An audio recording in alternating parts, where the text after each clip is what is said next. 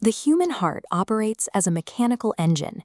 To maintain systemic life support, it relies entirely on precise unidirectional flow. When this system fails, the resulting valvular heart disease comes down to one of two mechanical barrier problems. This diagram shows the big picture. The first problem is stenosis. A stenotic valve fails to fully open, creating a rigid obstruction that blocks forward flow. The second problem is regurgitation. The valve fails to fully close, creating a backward leak. While the mechanics of a blocked barrier and a leaky barrier are opposite, both failures subject the myocardium, the muscular tissue of the heart, to severe hemodynamic stress. Hemodynamic stress is the physical force exerted on the heart walls and blood vessels by the turbulent movement of blood. Valvular disease is a structural defect. Once the barrier is compromised, it creates inescapable progressive pressure on the entire cardiovascular circuit. Look at the master pathway section. Despite occurring in different locations and via different mechanics, all valve diseases share a unified pathological progression. The chain reaction starts with a physical injury to the valve. Over time, this initial insult leads to chronic structural changes in the tissue. These structural defects generate hemodynamic stress. To survive this altered flow, the heart chambers are forced to physically remodel their shape and size. This triggers the final lethal phase, neurohormonal activation via the RAAS and SNS systems. Chronic activation of these systems culminates in irreversible heart failure and arrhythmias. To accurately predict how a patient's heart will fail at the macroscopic level, we have to reverse engineer the microscopic cellular injury that started it all. Blood flowing at high velocities violently tears against the delicate endothelial lining of the heart's valve leaflets. This diagram details the molecular progression of the disease. Step 1 shows endothelial damage, the absolute starting point for the decay of the valve. Once the lining is breached, LDL cholesterol infiltrates the tissue, activating macrophages. This mechanism directly parallels the formation of atherosclerosis. The activated macrophages trigger a cytokine cascade. They release TNF-alpha and IL-6, which act as the primary drivers of localized inflammation, and TGF-beta, the primary engine for massive collagen deposition. The inflammatory environment forces normal valve cells to undergo a severe phenotypic switch into osteoblast-like cells. These mutated cells deposit calcium crystals, turning soft valve tissue into a rigid, bone-like structure. The alternative to calcification is matrix degradation. Here, collagen breaks down entirely, resulting in myxomatous, weakened tissue. These two pathways lead to dual structural endpoints. The tissue either becomes a stiff, fused barrier or a floppy, incompetent seal. Whether a patient presents with a rigid stenosis or a floppy regurgitation, the specific mechanical failure was predetermined by this underlying molecular decay. The chart at the bottom center illustrates the critical concepts of pressure versus volume overload. The structural failure of the valve translates into direct hemodynamic consequences for the myocardium, following a strict squeeze versus leak paradigm.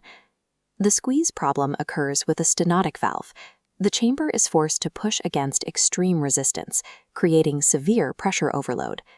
To compensate, the chamber builds a massively thickened wall, a process known as concentric hypertrophy. The leak problem happens with an incompetent valve. Blood flows backward during diastole, creating massive volume overload. To handle the excess volume, the chamber balloons outward in a process called eccentric dilation. The heart's geometric remodeling, thickening inward versus stretching outward, is dictated by whether it faces a pressure threat or a volume threat. This section examines specific valve failures, starting with aortic stenosis. Here, we apply the squeeze pressure rule to the heart's systemic exit point. The calcified, narrowed aortic valve forces the left ventricle to generate extreme systolic pressure to maintain forward flow against the increased afterload. This creates a severe oxygen mismatch. The massively thickened muscle demands more oxygen, while the high pressure in the chamber compresses its own coronary perfusion. This severe ischemia correlates directly to the classic clinical triad seen in these patients: syncope, angina, and dyspnea. Now look at the aortic regurgitation panel to apply the leak volume rule at the exact same location. An incompetent aortic valve allows massive diastolic backflow into the left ventricle. This forces eccentric hypertrophy to accommodate the surging volume. This creates a hyperdynamic stroke volume. The patient physically presents with dramatically bounding pulses and a distinctly widened pulse pressure. Because the aortic valve guards the entire systemic output, its failure directly alters total peripheral pulse dynamics dynamo than perfusion. Moving backward to the inflow tract, this diagram illustrates the volume overload of mitral regurgitation. A damaged valve or torn chordae allows massive systolic backflow, violently expanding the left atrium. This severe chronic atrial stretching correlates to an extremely high clinical risk of developing atrial fibrillation. Atrial fibrillation is an irregular, often rapid heart rhythm that causes poor blood flow and increases the risk of stroke. The mitral stenosis canal shows the opposing inflow problem.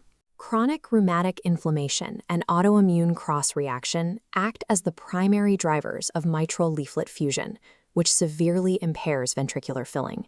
The blocked inflow causes left atrial pressure to spike. This pressure inexorably cascades backward, resulting in severe pulmonary hypertension. The tricuspid regurgitation panel demonstrates that right-sided failures follow identical volume overload rules. However, they are usually secondary to right ventricular dilation, physically pulling the valve apart. Atrioventricular valve failures trap blood upstream. They effectively transform a ventricular pumping problem into a massive atrial and venous crisis. Finally, this overview panel views the cardiovascular circuit as a closed plumbing system to predict final patient symptoms. The strict diagnostic rule for left-sided lesions in the aortic and mitral valves is that pressure inevitably backs up into the pulmonary circuit. This specific pulmonary congestion produces the classic left-sided presentations of severe shortness of breath and pulmonary edema. Pulmonary edema is a condition caused by excess fluid accumulating in the air sacs of the lungs. Conversely, the strict diagnostic rule for right-sided lesions in the tricuspid and pulmonic valves is that the pressure backs up into the systemic venous circuit. This systemic backup correlates to the classic right-sided presentations of jugular venous distension, hepatomegaly, and peripheral edema. Hepatomegaly is an abnormal physical enlargement of the liver. From initial molecular shear stress to final peripheral edema, valvular heart failure is a predictable, inescapable chain reaction of mechanical dominoes.